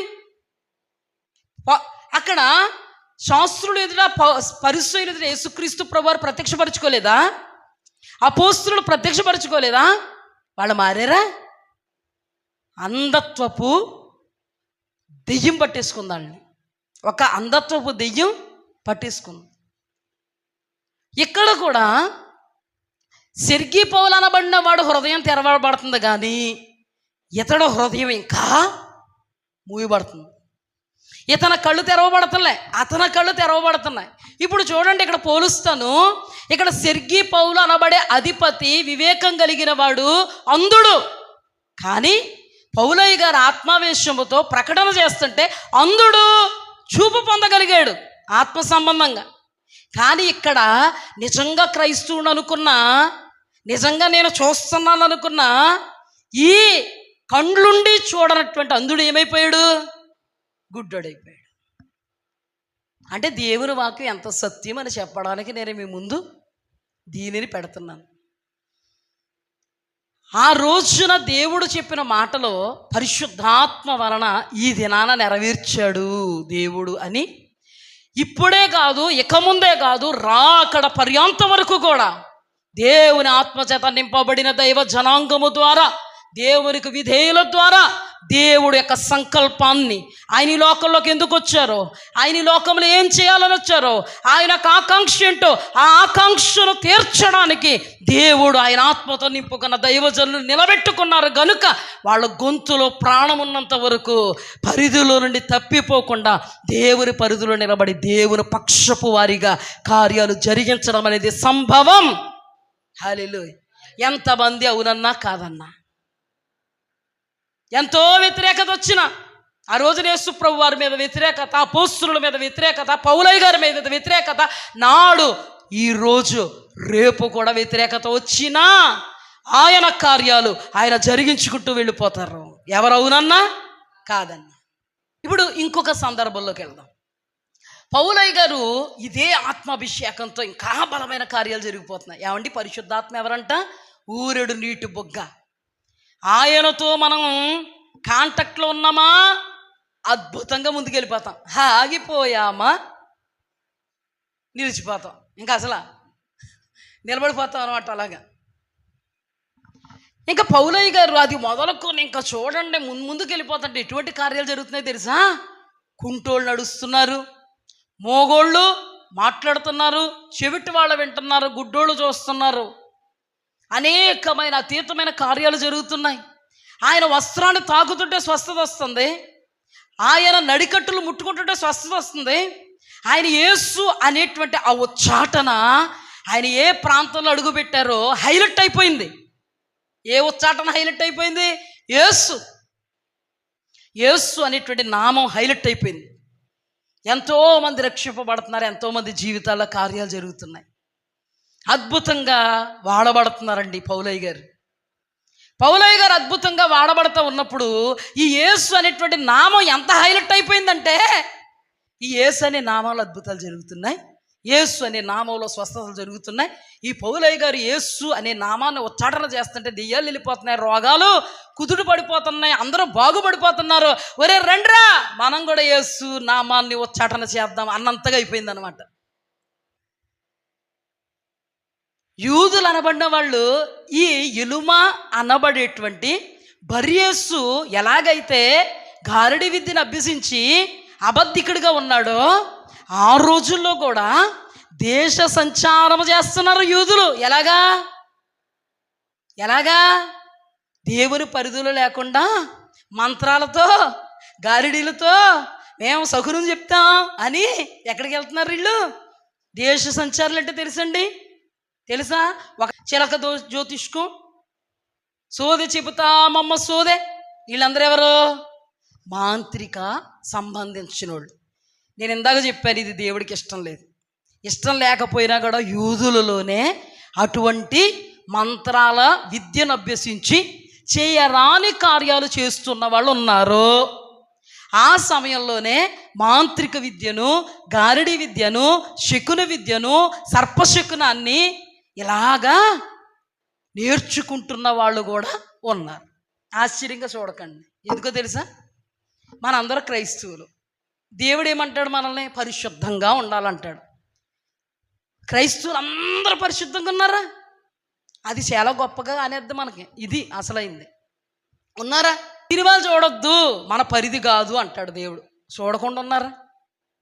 సిగరెట్లు, సొట్లు, బీడీలు, మందు ఏదో నవలొద్దు అంటాడు. నవలకుండా ఉన్నారా? తాగకుండా ఉన్నారా? చేయకుండా ఉన్నారా? వీళ్ళు పరిశుద్ధులే. మరి ఒక పరిధి ఉంది కదా మనకి. మరి పరిధిని తప్పి ప్రవర్తిస్తుంటే అపవాది సంబంధులు కాదా? మరి పరిధిని తప్పి ప్రవర్తిస్తుంటే దేవుడు చెయ్యొద్దు అన్నది చేస్తుంటే మనకి ఆ గారిడి వాడికి, ఆ అబద్ధికుడికి ఏంటి తేడా కదా? అలాగే ఈ రోజుల్లో ఉన్న క్రైస్తవుల్లాగే ఈ రోజుల్లో బైబిల్ పట్టుకుని ప్రార్థనకు వెళుతూ, దేవుడు మందిరానికి వెళుతూ, దేవుని వాక్యానికి విరోధంగా, దేవుని నామానికి అవమానకరంగా అన్యజనులలో దేవుని నామాన్ని అవమానపరుస్తూ ఎలా ఉన్నారో, ఆ రోజు కాదు, ఈ రోజు కాదు, రేపు కాదు, ఎల్లుండి కాదు, రాకడ పర్యాంతం వరకు దుష్ట సంబంధులు ఉంటానే ఉంటారు. అందులో నువ్వు ఉన్నావా? జాగ్రత్త, పోతావు. ఉన్నావా? కరుణామయుడు దేవుడు ఒప్పుకొని విడిచిపెడితే బాగుపడతావు, పరలోకం వెళ్తావు. చూడండి జాగ్రత్తగా. ఆ రోజుల్లో ఎవరున్నారు? దేవుడు ఏదైతే చేయొద్దన్నారో ఆంటీ చేసి వాళ్ళు ఉన్నారు. వీళ్ళు ఈ చాటర్ ఏదో బాగుంది, యేసునామములో చేద్దాం అని అనుకుంటున్నారు. పరిశుద్ధత లేకుండా యేసునామాన్ని వచ్చినట్టు ఏమవుద్ది? అలాగే ఒక యూదుడు కుమారుడు కూడా, ఒక ఆయన పేరు స్కేవయ ఏదో ఉందన్నమాట, చూపిస్తాను మీకు. అతడు యాజకుడు, అతను కుమారులు ఉన్నారు. ఈ కుమారులు కూడా ఏమండి నిజంగా శరీరానికి ప్రియారిటీ ఇచ్చి ఆత్మకు ప్రియారిటీ ఇవ్వలేని వాళ్ళు, వాళ్ళు చూసామా, వీళ్ళు చూసామా, వాళ్ళని మనం ఫాలో అయ్యామా, వీళ్ళని ఫాలో అయ్యామా అనుకుంటారు. చూడండి, లోకల్లో ఉన్నవాళ్ళు చూడండి, చిరంజీవిని ఫాలో అయ్యామా, ఆ కటింగ్ని ఫాలో అయ్యామా, ఇప్పుడు వస్తున్న వాళ్ళు ఫాలో అయ్యామా, యూత్ను ఫాలో అయ్యామా. యూత్ ఇప్పుడు ఇక్కడ ఒక కుప్ప పెడుతుంది, అలా పెట్టామా, సిరిగిపోయిన గొడ్డలు వేసుకుంటుంది, అలా వేసుకుంటా అని అనుకుంటారు కదా. ఎవరు? లోకస్తులు కాదు, క్రైస్తవులు కూడా అలాగ ఉన్నారు కదా. అలాగే ఇక్కడ కూడా ఏం జరుగుతుందంటే, యేసునామాన్ని ఉచ్చరిస్తుంటే అన్ని కార్యాలు జరుగుతున్నాయి. మనం క్రైస్తవులం కదా, అతనిగా మనకేంటి తేడా అని దెయ్యాలు పట్టిన వాళ్ళ దగ్గరికి వెళ్ళి యేసునామాన్ని ఉచ్చాటన చేస్తున్నానంటే, అన్నయ్య ఒరే యేసు ఎవరో మాకు తెలుసు, ఈ ఉచ్చాటన చేస్తున్న పౌలయ్య గారు ఎవరో మాకు తెలుసు, నువ్వేట్రా ఎవరు పడితే అడిగి లొంగిపోయేవాళ్ళమో మేము, మాకు మాత్రం ఏముండదా? డిగ్నిఫైడ్ దెయ్యాలు అందరికీ లొంగం. పౌలయ్య గారిని అనమని వెళ్ళిపోతాం, యేసయ్యని అనమని వెళ్ళిపోతాం, పౌలయ్య గారి లాగా యేసయ్యలాగా ఉన్న వాళ్ళని అనమను వెళ్ళిపోతాం. నువ్వంటే మాత్రం బట్టలు అయ్యి వెప్పదీసి పరిగెట్టిచ్చేస్తా, ఎక్కడి వరకు సాధించే వరకు వెనక్కి చూడకుండా. అదే జరిగింది అక్కడ.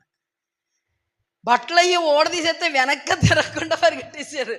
మాట్లాడుకుంటున్నారా? పరిశుద్ధైన నామం అంటే, పరమాత్ముని నామం అంటే శక్తి, సామర్థ్య, బల, పరాక్రమ, ప్రభావ, మహత్య, మహిమలు కలిగిన మహోన్నతమైన దేవాది దేవుని అత్యున్నత నామం అంటే మాటలా ఎవడు పడితే వాడు ఉచ్చరిస్తే ఊరుకుంటారా?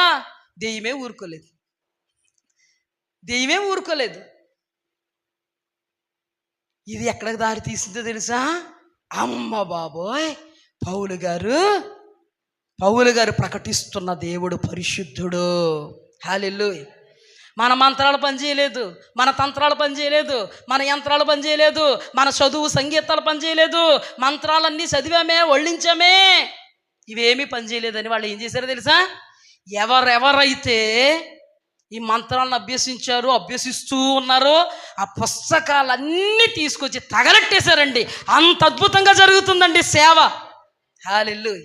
రైతు తెరవబడ్డా ఎంతకనే గుడ్డోళ్ళుగా ఉన్నవాళ్ళు కళ్ళు తెరవబడిపోయినాయి. గుడ్డివారి కళ్ళు సంపూర్ణంగా తెరవబడిపోయినాయి. చూడండి ఆ మాట. అయిన తర్వాత చదువుకోండి అపోస్తుల కార్యములు 19వ అధ్యాయం. అపోస్తుల కార్యములు 19వ అధ్యాయము 6 అలాగే 11 నుండి. తరువాత పౌలు వారి మీద చేతులుంచగా పరిశుద్ధాత్మ వారి మీదకు వచ్చెను. అప్పుడు వారు భాషలు మాట్లాడుటకు ప్రవచించుటకు మొదలుపెట్టిరి. ఆసియాలో మొదలుపెట్టిరి. మరియు 11 మరియు దేవుడు పౌలు చేత విశేషమైన అద్భుతములు చేయించెను.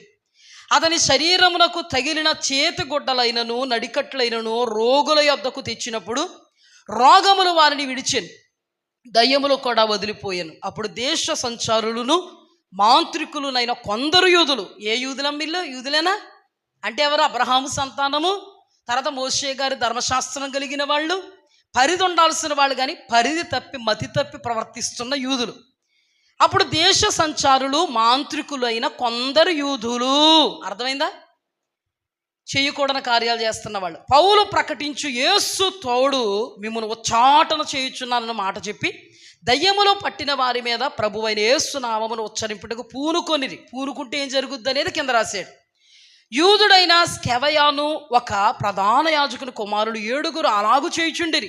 అందుకు ఆ దయ్యము, నేను యేసును గుర్తెరుగుదును, పౌలును కూడా గుర్తెరుగుదును, కానీ మీరెవరని అడుగగా ఆ దయ్యము పట్టినవాడు ఎగిరి వారి మీద పడి వారిద్దరిని లొంగవేసి గెలిచాను. అందుచేత వారు దిగంబరులై అంటే బట్టలు లేని వారై గాయములు తగిలి ఆ ఇంటి నుండి పారిపోయాను. ఈ సంగతి ఎఫెస్సులో కాపురం ఉన్న సమస్తమైన యూదులకు గ్రీసు దేశస్థులకు తెలియవచ్చినప్పుడు వారికి అందరికీ భయము కలిగెను గనుక ప్రభువైన యేసు నామము ఘనపరచబడెను.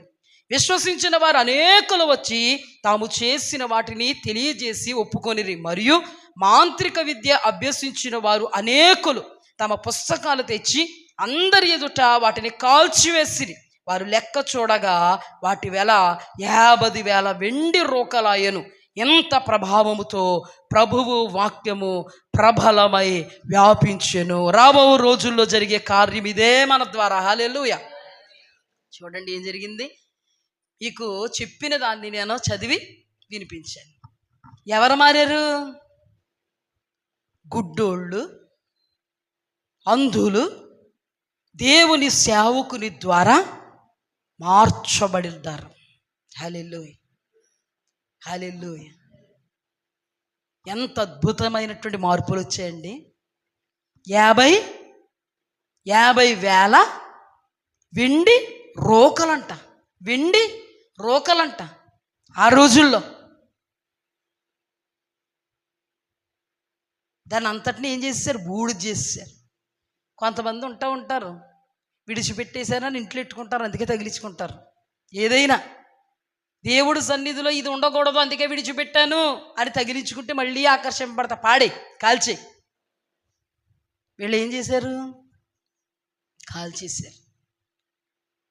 ఇక వాళ్ళ దగ్గరికి రాకుండా వాటిని బూడిద మసి చేసి దేవుని కొరకు వెలిగింపబడినటువంటి అనుభవాలు ఉన్నారు.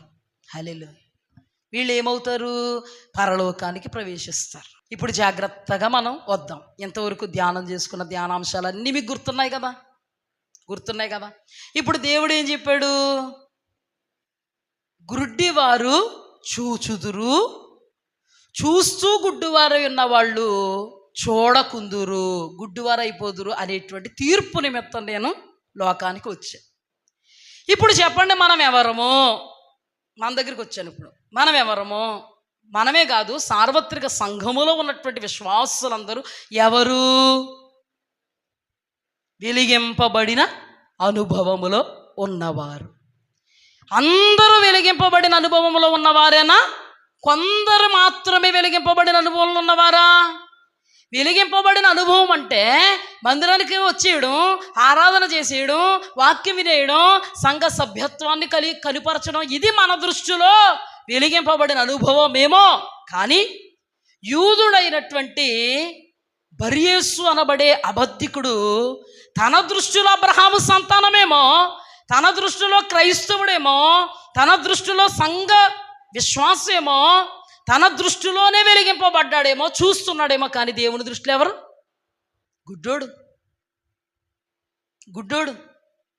పరిసయ్యులు శాస్త్రులు తమ దృష్టిలోనే దైవ సేవకులేమో, తమ దృష్టిలోనే ప్రసంగికులేమో, తమ దృష్టిలోనే అనేకులకు వాక్యాన్ని ప్రబోధిస్తున్నటువంటి ధర్మశాస్త్రోపదేశకులేమో. కానీ దేవుడి దృష్టిలో వాళ్ళెవరు?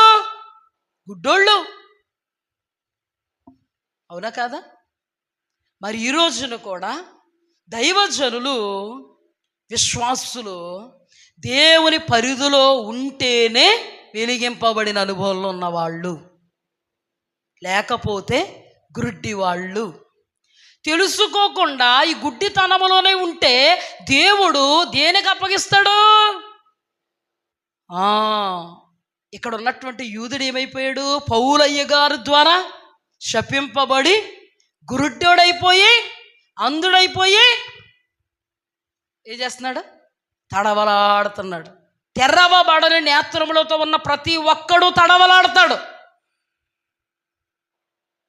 లోతు తెరవబడిన నేత్రాలతో లేడు కాబట్టే, వాళ్ళ భార్యలు అల్లుళ్ళు తెరవబడిన నేత్రాలతో లేరు కాబట్టే అగ్ని వచ్చేస్తుందంట. దేవుడు అగ్నిగంధకాలను సొదొమ పట్టణం మీద వేసేస్తాడంట. మనం సొదొమలో కాపురం ఉన్నాం, రండిరా అంటే ఏం చేస్తున్నారు వీళ్ళందరూ? తడవలాట. ముఖ్యంగా మనవాడు ఏం చేస్తున్నాడు? మన లోతు అయ్యగారు ఏం చేస్తున్నారు? అయ్యగారు అయినా తడవలాట. వీళ్ళకి నరకం అంటే భయం ఉండదు, అగ్నిగంధకం అంటే భయం ఉండదు. భయం ఉందండి లోతుకి, లోతు యొక్క భార్యకి, కుమార్తెలకి, అల్లుళ్ళకి. వాళ్ళు ఎవరు మరి? లోతు గారి సంతానం అంతా ఎవరు? దేవుడిని ఎరగని వాళ్ళ, అబ్రహాము యొక్క సహవాసంలో లేని వాళ్ళ. కృపతోటే కదా అబ్రహాముతో వచ్చాడు దేవుడు. కృప చూపితేనే కదా అబ్రహాంతో వచ్చాడు. కృప చూపితేనే కదా అబ్రహాం సహవాసంలో ఎదిగాడు. కృప చూపితేనే కదా అబ్రహామును దీవించిన దేవుని ద్వారా దీవెన పొందాడు. దేనికోసం తడవలాట? సంపాదన కోసం తడవలాట. సంపాదించుకున్న ఆస్తిపాస్తుల కోసం తడవలాట. పోనా ఆస్తిపాస్తులు ఉన్నాయా లోతు? చిల్లిగవ్వ మిగలలేదు. అందరూ ఏమైపోయారు? అగ్నిగంధకాల్లో కాలిపోయారు. నువ్వేమైపోయావు? నాశనం అయిపోయాను. ఈ రోజు నాశనం అంటే భయపడి వాళ్ళే వెలిగింపబడే అనుభవంలో ఉన్నవాళ్ళు. ఈ రోజున నాశనం అంటే భయపడే వాళ్ళే వెలిగింపబడిన అనుభవంలో ఉన్నవాళ్ళు. ఈ రోజున నరకం అంటే భయపడే వాళ్ళే వెలిగింపబడిన అనుభవంలో ఉన్నవాళ్ళు. సహవాసం అంటే మక్కువ కలిగిన వాళ్ళే వెలిగింపబడిన అనుభవంలో ఉన్నవాళ్ళు. సహవాసం ఎవరికి సంబంధించింది? ఏ దేవుడు నీకు పరలోకం ఇవ్వాలనుకుంటున్నాడో ఆ దేవునికి సంబంధించింది. సహవాసానికి రాకపోవడం ఎవరికి సంబంధించింది? ఏ సైతానిగడైతే నీకు మబ్బు పెడుతున్నాడో, నేను నరకాగ్ని పాలు చెయ్యాలనుకుంటున్నాడో వాడికి సంబంధించింది. ఎటువైపు ఉన్నావు? ప్రతి సంఘముతో ఆత్మ చెప్పుచున్న మాట చెవి గలవాడు వినుగాక. ఎటువైపు ఉన్నావు? దేవుని దగ్గరికి వస్తున్నంత మాత్రాన కాదండి వెలిగింపబడిన అనుభవం. పరిధిలో ఉన్నప్పుడు వెలిగింపబడే అనుభవం. ఆజ్ఞల్లో నిలబడినప్పుడు, దేవుడు కొరకు బ్రతకాలనేటువంటి కంకణం కట్టుకున్నప్పుడు వెలిగింపబడే అనుభవం. నువ్వు దేనికో ప్రియారిటీ ఇచ్చినప్పుడు కాదు వెలిగింపబడే అనుభవం. దేనినో పక్కన పెట్టి దేవునికే ప్రియారిటీ ఇవ్వడం వెలిగింపబడినటువంటి అనుభవం. పౌలు వెలిగింపబడ్డాక ఆరిపోలేదండి. చాలామందిని పౌలు వెలిగించాడు, ఆరిపోలేదు. మేము వెలిగింపబడ్డామని భ్రమలో ఉన్నవాళ్ళు ఇక వెలగలేదు. జాగ్రత్త. వెలిగింపబడ్డామని భ్రమలో ఉన్నవాళ్ళు ఇక వెలగలేదు. ఈ భ్రమ నిన్ను ఎక్కడ తీసుకువెళ్ళిపోద్ది? భ్రమలోకానికి తీసుకెళ్ళిపోద్ది, నరక లోకానికి తీసుకువెళ్ళిపోద్ది. మనకొక పరిధి ఉందండి, మనకొక ఆజ్ఞ, కట్టడ, విధి, ధర్మం. క్రైస్తవులంటేనే పరిధి తప్పి మతి తప్పి ప్రవర్తించేవాళ్ళు కాదు. క్రైస్తవులంటే దేవుని నిమిత్తం వైరాగ్యంతో బ్రతికేవాళ్ళు, వాళ్ళే వెలిగింపబడిన అనుభవం. అందుకే దేవుడు సంఘమంతా ఎత్తబడదాంలే ఏమన్నాడో తెలుసా? కొందరు ఎత్తబడతారు, కొందరు విడువబడతారు. ఆ ఎత్తబడిన వాళ్ళు ఎవరో తెలుసా? వెలిగింపబడిన అనుభవంలో ఉన్నవాళ్ళు. ఆ విడువబడిన వారు ఎవరో తెలుసా? ఇక వెలిగింపబడని అంధత్వములో కూరుకుపోయి చిక్కుకుపోయి అపవాది యొక్క కబంధ హస్తాల్లో చిక్కుబడిపోయి తైతక్కలాడుతున్న అనుభవంలో ఉన్నవారు. సంసోను చాలా ఉన్నతమైన ఉద్దేశాలతో దేవుడు ఏర్పాటు చేసుకుంటే సంసోను అనబడినవాడు ఎక్కడ తైతక్కలాడాడు? సంసోను అనబడినవాడు ఎక్కడ తైతక్కలాడాడు? అద్భుతం ఏంటంటే కడవరి క్షణంలోనైనా పశ్చాత్తాపడితే వెలిగింపబడ్డాడు. దేవుడికి ఇస్తున్నటువంటి అవకాశం ఏంటో తెలుసా? ఎంతటి వారంలోనైనా దేవుడు హక్కునకు చేర్చుకున్న సమర్థుడు. ఒకవేళ వెలిగింపబడ్డానని అనుకుని అందుడుగా ఉన్నావేమో, దేవుడు ఏ తీర్పు నిమిత్తం వచ్చాడో తెలుసా? వెలిగింపబడిన వాణ్ణి, వెలిగింపబడని వాడిని వెలిగించాలని, వెలిగింపబడ్డాను అనేటువంటి భ్రమలో నుంచి రాలేని వాణ్ణి చీకటికి అప్పచెప్పేయాలని ఆ తీర్పు నిమిత్తం యేసుక్రీస్తు ప్రభువు వారు ఇక్కడికి వచ్చారు. దేవుని సంగమా, ప్రార్థన చేసేసాం, ఆరాధన చేసేసాం కాదమ్మా, మారు మనస్సు ఉండాలి. దేవుని నిమిత్తం, దేవుని వాక్యానికి విరోధమైనది నీలో ఉంటే దేవుని వాక్యానికి విరోధమైన దాన్ని త్రుంచుకోవడానికి నీ ప్రయాస ఎంత ఉంది అది చూడు. అసలు ప్రయాస పడుతున్నావా, పడట్లేదా? శరీరాన్ని లోపరుచుకోవడానికి ఎంత పడుతున్నావు ప్రయాస? శరీరాన్ని దేవుని సన్నిధిలో నిబ్బరంగా నిలబెట్టుకోవడానికి ఎంత పడుతున్నావు ప్రయాస? శరీరాన్ని అణిచి ఆత్మను ఇంకను వెలిగించుకోవడానికి ఎంత పడుతున్నావు ప్రయాస? ఆత్మ ద్వారా శరీర కార్యాలను చంపమన్నాడు, కానీ శరీరం ద్వారా ఆత్మని అణిచేయమనలేదు, ఆర్పేమనలేదు దేవుడు. ఆత్మను ఆర్పకుడి అన్నాడు దేవుడు. జీవితంలో మొదట మన స్వభావం మారకపోతే వెలిగింపబడిన అనుభవంలో మనం లేం. అందుకే దేవుడు నీ దేహమునకు దీపము కన్నే గనుక నీ కన్ను తేటగా ఉంటే నీ దేహం అంతా తేటగా ఉంటుంది. నీ కన్ను చెడినదైతే నీవు చెడిన అనుభవంలో ఉంటావు. నీ కన్ను చెడిన అనుభవంలో ఉంటే నీలోనే ఉంటుందో దూలమంత సమస్య. కానీ నీకు నువ్వు ఎంత మాత్రం కనబడవు. ఎదుటివాడి కంటులో నలుసు పెద్ద బండరాయిలా కనబడదు. అంతటికే కారణం వీడే, ఇదే పరిస్థితులే, ఈ స్థితిగతులే. దైవజనులు అనబడినటువంటి వాళ్ళు గుండెలు చరుచుకుని బాదుకుని బల్లలో ఎరగొట్టేసి అంతగా కేకలేసేసి ప్రకటించేస్తున్నారు, చెవి గలవాడు వినుగాక.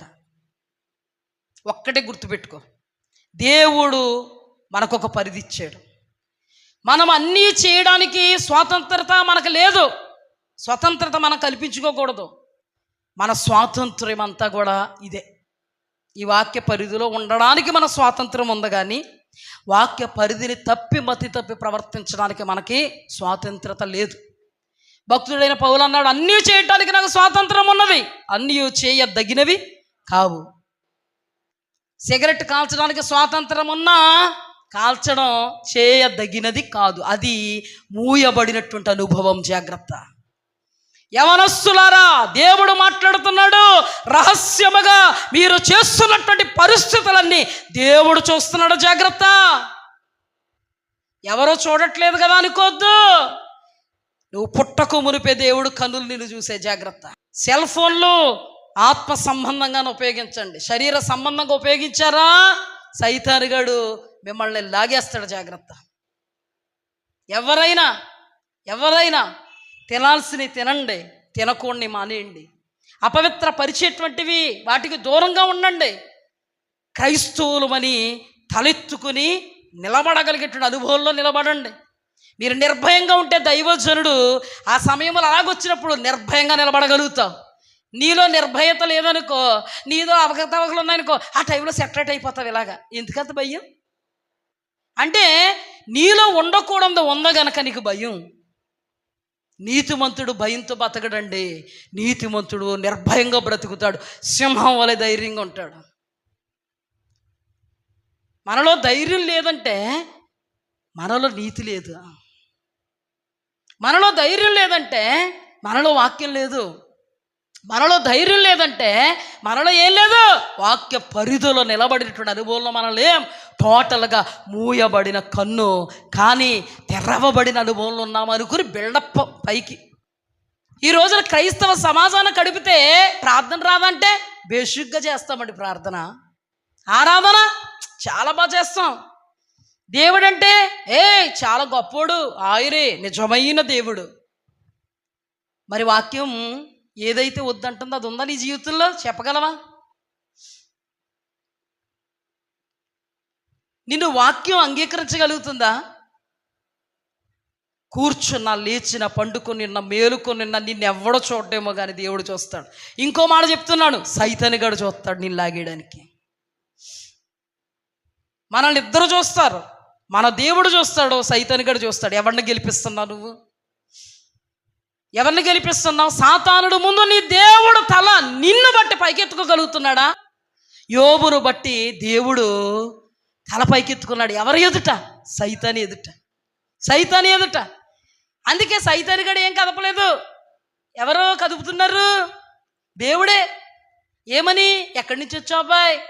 గాలిలో అటు ఇటు తిరుగుతూ వచ్చానండి అయ్యా. నా సేవకుడైన యోబు సంగతి నీవు ఆలోచించితివా? ఆలోచించడానికి ఏముంది? అతడు చాలా ఇది కదా, నువ్వు కంచి చేస్తావు కదా, నువ్వు అలా చేస్తావు కదా, నువ్వు ఇలా చేస్తావు కదా, అందుకే కదా అతను అంత గొప్పగా ఉన్నాడు. ఆ కంచి తీసి చూడు ఏం చేస్తాడో. నిన్ను దూషించకపోతే చూడు, సవాల్. ఓకే, కంచి తీసాను, యెహోవా ఇచ్చును, యెహోవా తీసుకుపోయిన, యెహోవా నామమునకు స్తుతి కలుగును గాక. అంత సమస్య లేకపోయినా చచ్చిపోవాలనిపిస్తుంది అంటాం.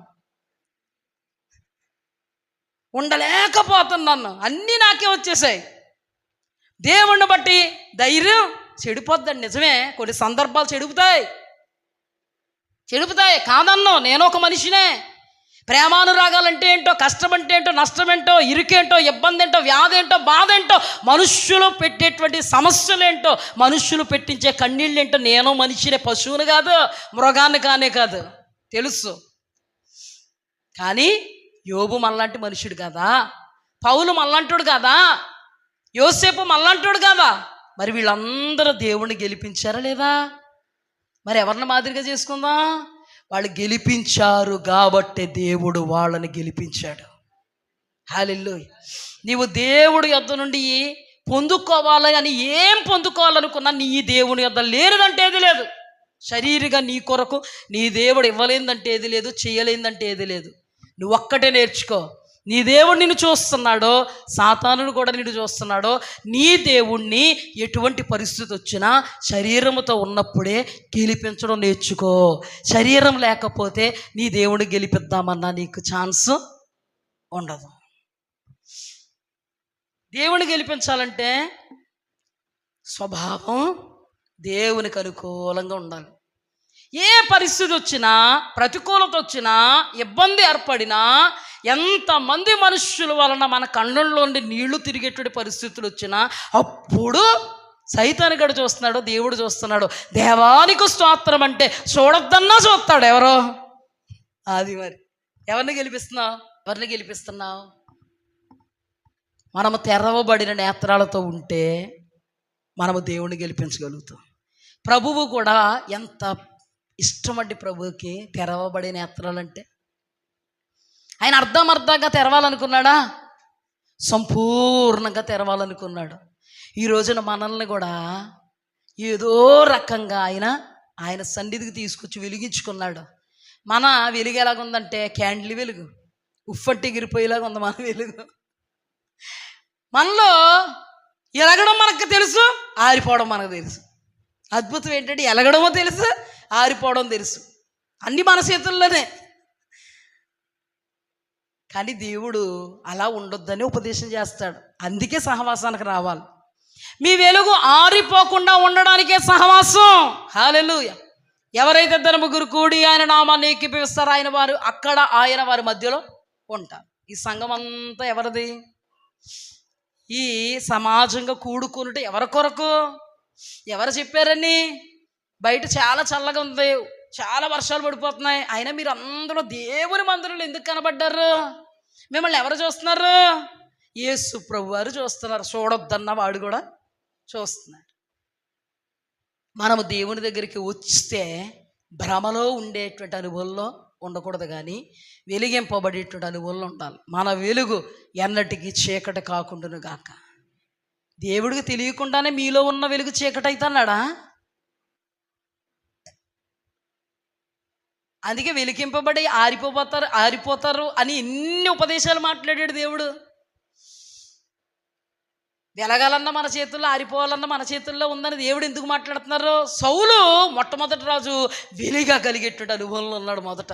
ఆ తర్వాత మెల్లమెల్లగా ఏమైపోయాడు? ఆరిపోయి ఇప్పుడు ఏమనుకుంటున్నాడు? నేనే వెలుగు. ఏమనుకున్నాడు? నేనే వెలుగు, నేనే నీతిమంతుడిని. దావీదా, నువ్వు నాకంటే నీతిమంతుడు. ఎంత ఈయన కంట్లో ఏముంది? ఆయన కంట్లో ఏం చూస్తున్నాడు? ఇవన్నీ ఎవరిలో ఉన్నాయి?